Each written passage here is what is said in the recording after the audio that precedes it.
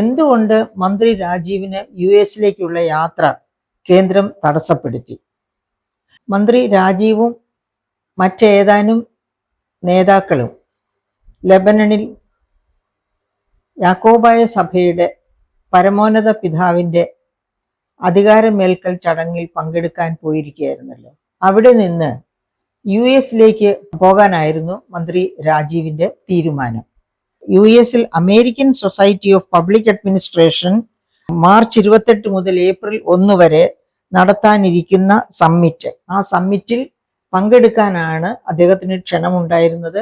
അങ്ങനെ രാജീവ് അവിടേക്ക് പോകാൻ തയ്യാറെടുപ്പോടു കൂടിയാണ് ഇവിടെ നിന്ന് ലെബനനിലേക്ക് യാത്ര തിരിച്ചത്. അപ്പോൾ ലെബനനിൽ നിന്ന് US-ലേക്കുള്ള യാത്രയാണ് കേന്ദ്ര ഗവൺമെന്റ് തടസ്സപ്പെടുത്തിയിരിക്കുന്നത്. അവിടെ പോകേണ്ട ഔദ്യോഗികമായ ആവശ്യമില്ല എന്നുള്ള നിലപാടാണ് കേന്ദ്രം എടുത്തിരിക്കുന്നത്. അപ്പോൾ എന്തുകൊണ്ടാണ് കേന്ദ്രം അങ്ങനെ ഒരു നിലപാട് എടുത്തത്? ഒരു പക്ഷേ ഇപ്പോഴത്തെ കേരളത്തിൻ്റെ ഈ ധനപ്രതിസന്ധി വളരെ കൃത്യമായി കേന്ദ്രത്തിനും അറിയാം. കാരണം ഈ അടുത്ത നാളിൽ തന്നെ 12,000 കോടിയിലധികം വായ്പ എടുക്കാൻ അനുവദിക്കണം എന്ന് ചോദിച്ച് കേന്ദ്രത്തിൽ എത്തുന്നു കേരള ധനമന്ത്രി. പക്ഷേ അതുപോലെ മുഖ്യമന്ത്രി നിർമ്മല സീതാരാമനുമായിട്ട് ഡൽഹിയിൽ വെച്ച് കണ്ടുമുട്ടുന്നു. അവരെന്താണ് ചർച്ച ചെയ്തത് എന്ന കാര്യം ഇപ്പോഴും പരമരഹസ്യമാണ്. പക്ഷേ അപ്പോഴും ഇവിടുത്തെ ഈ ധനപ്രതിസന്ധിയെ പറ്റി എന്തെങ്കിലും സൂചിപ്പിച്ചിരിക്കാം.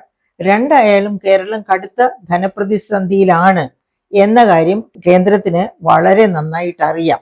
ഒരുപക്ഷെ കേരളത്തിലെ നേതാക്കന്മാരെക്കാൾ കൂടുതൽ കേന്ദ്ര നേതാക്കന്മാർക്ക് അറിയാവുന്ന ഒരു വസ്തുതയാണത്.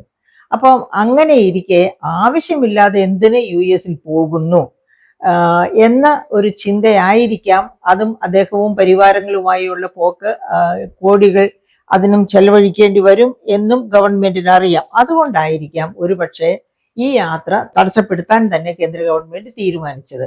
അപ്പം നമ്മൾ ഓർക്കണം, മന്ത്രി രാജീവിന്റെ യാത്ര തടസ്സപ്പെടുത്തത്തക്ക രീതിയിൽ അത്ര കടുത്ത ധനപ്രതിസന്ധി കേരളത്തിൽ നിലനിൽക്കുന്നു എന്ന് പറയുമ്പോൾ നാം ചിന്തിക്കേണ്ട മറ്റു പല കാര്യങ്ങളുമുണ്ട്. ഉദാഹരണത്തിന് ആശാ വർക്കർമാർ 42 ദിവസം പിന്നിടുകയാണ് ഇപ്പോൾ സെക്രട്ടേറിയറ്റ് പടിക്കല്. മഴയും വെയിലും മഞ്ഞും ഒക്കെ കൊണ്ട് വെയിലത്ത്, അതായത് പകൽ 11 മണി മുതൽ വൈകുന്നേരം 3 മണി വരെ വെയിലത്ത് ഇറങ്ങരുത് എന്ന് ഗവൺമെന്റിന്റെ തന്നെ നിർദ്ദേശമുള്ള സാഹചര്യത്തിലാണ് ഈ വെയിലും ഒക്കെ കൊണ്ട് അവിടെ ഈ പാവപ്പെട്ട സ്ത്രീകൾ, അതിൽ 60 കഴിഞ്ഞവർ പോലും ഉണ്ട് ആ കൂട്ടത്തിൽ, അങ്ങനെയുള്ളവർ സമരത്തിനിരിക്കാൻ തുടങ്ങിയിട്ട്.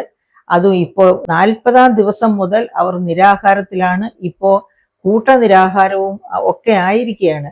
അത്ര ഗതികെട്ട അവസ്ഥയിലാണ് സ്ത്രീകൾ. സ്വന്തം കുടുംബം പോലും വെറുതെ ആക്കി ഇട്ടുകൊണ്ട്, അതായത് കുടുംബത്തെ പോലും അനാഥമാക്കി ഇട്ടുകൊണ്ടാണ് ആ സ്ത്രീകൾ സെക്രട്ടേറിയറ്റ് പടിക്കൽ ഇത്ര ദീർഘകാലത്തേക്കുള്ള സമരം നടത്തുന്നത്.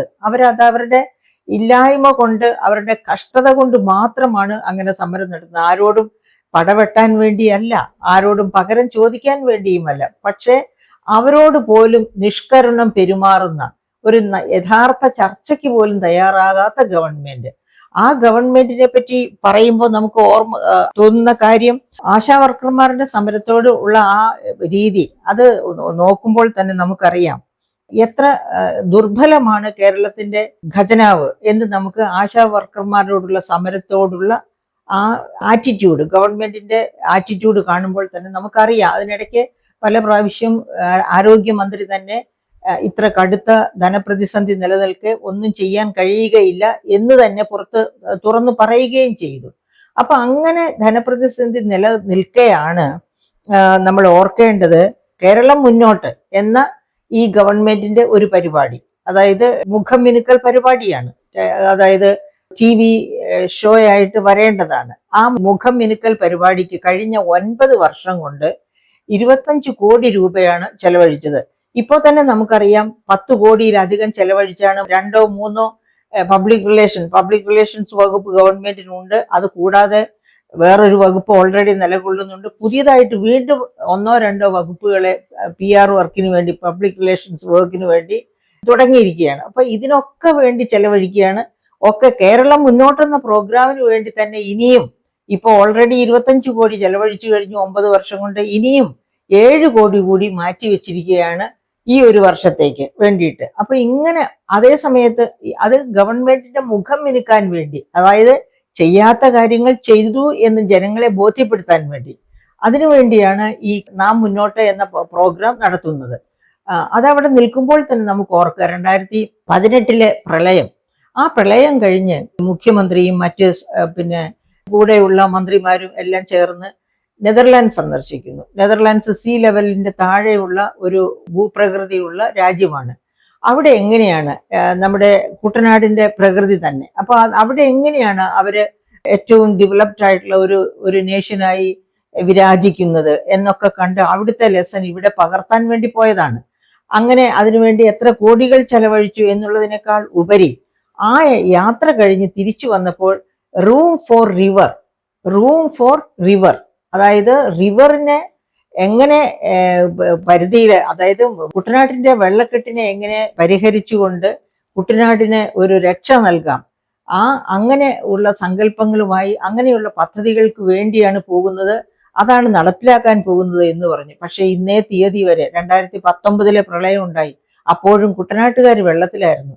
ഈ കഴിഞ്ഞ വർഷത്തെ പ്രളയം എല്ലായ്പ്പോഴും കുട്ടനാട്ടുകാർ 4 മഴ അടുപ്പിച്ച് പെയ്താൽ കുട്ടനാട് വെള്ളക്കെട്ടിലായി തീർന്നു. അങ്ങനെ എങ്ങനെ കുട്ടനാട് ഉപേക്ഷിച്ചു പോകാം എന്നാണ് കുട്ടനാട്ടുകാർ ഇപ്പോൾ വിചാരിക്കുന്നത്. ഓർക്കണം, 2018 മുതൽ തുടങ്ങിയ പദ്ധതിയാണ്, യാതൊന്നും നടത്തിയിട്ടില്ല. ഒരു കല്ലിന്മേൽ ഒരു കല്ല് കൂടി എടുത്തു വെക്കാൻ ശ്രമിച്ചിട്ടില്ല എന്നതാണ് വാസ്തവം. അത് കുട്ടനാട്ടുകാർക്ക് നന്നായിട്ട് അറിയാം. അതുപോലെ തന്നെ കുട്ടനാടൻ പദ്ധതിയുടെ കാര്യം അവിടെ ഇരിക്കട്ടെ.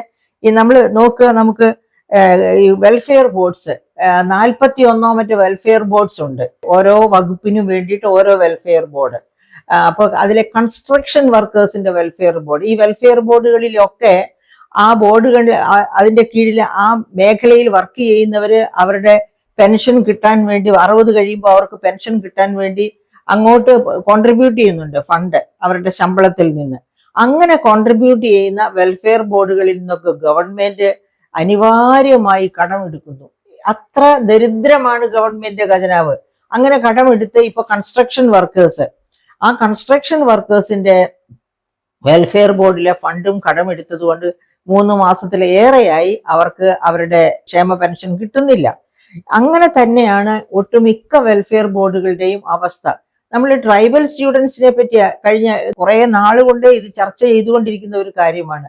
ട്രൈബൽ സ്കോളർഷിപ്പുകൾ, ട്രൈബൽ ഹോസ്റ്റൽ ഫീ, ഇതൊന്നും ഗവൺമെന്റിന്റെ പണമില്ലാത്തതുകൊണ്ട് കൊടുക്കുന്നില്ല. അതുകൊണ്ട് ട്രൈബൽ സ്റ്റുഡൻസ് ഒരു കൊല്ലത്തിലേറെയായി പഠനം മുടങ്ങി അവനവന്റെ വീടുകളിൽ കഴിയുകയാണ്. ഇനി അതുപോലെ തന്നെ നമ്മുടെ മെഡിക്കൽ കോളേജുകളുടെ അവസ്ഥ ഒന്ന് ആലോചിച്ചു നോക്കൂ. മെഡിക്കൽ കോർപ്പറേഷന് മരുന്ന് കൊടുക്കുന്നില്ല കമ്പനികൾ, കാരണം മെഡിക്കൽ കോർപ്പറേഷൻ വലിയ തോതിൽ കുടിശ്ശിക കൊടുക്കാനുണ്ട് മരുന്ന് കമ്പനികൾക്ക്. ഇനി അങ്ങനെ ഒരു മെഡിക്കൽ കോളേജുകളിൽ ഉപകരണങ്ങളില്ല, അത്യാവശ്യം വേണ്ട മരുന്നുകളില്ല. ഇതൊക്കെ രോഗി വാങ്ങിച്ചുകൊണ്ട് എന്നാലാണ് പ്രയോജനം ഉണ്ടാവുക അവർക്ക്. ആ തരത്തിലേക്ക് ഈ കേരളത്തിന്റെ മെഡിക്കൽ രംഗം ഇത്ര മോശമായ ഒരു കാലഘട്ടവും നമ്മുടെ ഓർമ്മയിലില്ല. 1956 ശേഷമുള്ള ഒരു വർഷവും ഇത്ര മോശമായി കേരളത്തിന്റെ മെഡിക്കൽ രംഗം കഴിഞ്ഞിട്ടില്ല.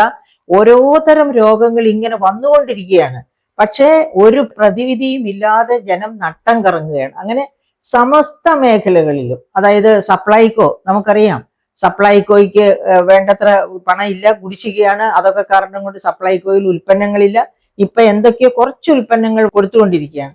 അങ്ങനെ അതുപോലെ നെല്ല് കർഷകർ, ഇതാ കഴിഞ്ഞ പ്രാവശ്യം നമ്മൾ കണ്ടു, കുട്ടനാടൻ മേഖലയിൽ കൃഷി ചെയ്ത നെല്ല് വെള്ളക്കെട്ടിനകത്ത് കിടക്കുകയാണ്. വേനൽ മഴ പെയ്തപ്പോൾ അവർക്ക് സംഭരണ വില കൊടുത്ത് ആ നെല്ലെടുക്കാൻ പറ്റുന്നില്ല. അങ്ങനെ എവിടെ നോക്കിയാലും അവിടെ എല്ലാം ദാരിദ്ര്യം അല്ലെങ്കിൽ കടുത്ത എന്താ പറയുക, മികവില്ലായ്മയുടെ ലക്ഷണങ്ങളാണ്. ഖജനാവ് മാത്രം കാലിയായത് തീരുന്നില്ല. എവിടെ നോക്കിയാലും അവിടെയൊക്കെ ഭരണമില്ലായ്മ ലക്ഷണങ്ങളാണ് നമ്മൾ കണ്ടുകൊണ്ടിരിക്കുന്നത്. അപ്പൊ അങ്ങനെയുള്ള ഒരു സമയത്താണ് മിസ്റ്റർ രാജീവിന് ഒരു US വിസ നിഷേധിച്ച എന്ന് പറയുമ്പോൾ കേന്ദ്ര ഗവൺമെന്റ് തീർച്ചയായിട്ടും കേരളത്തിലെ ജനങ്ങളോടൊരു കൺസേൺ ഉള്ള ഗവൺമെന്റ് ആണ്. കേരളം ഏത് തരത്തിലാണ് കടക്കണിയിലേക്ക് നീന്തിക്കൊണ്ടിരിക്കുന്നത് എന്ന് കൃത്യമായി മനസ്സിലാക്കുന്നു കേന്ദ്രം എന്ന് വേണം കരുതാനായിട്ട്.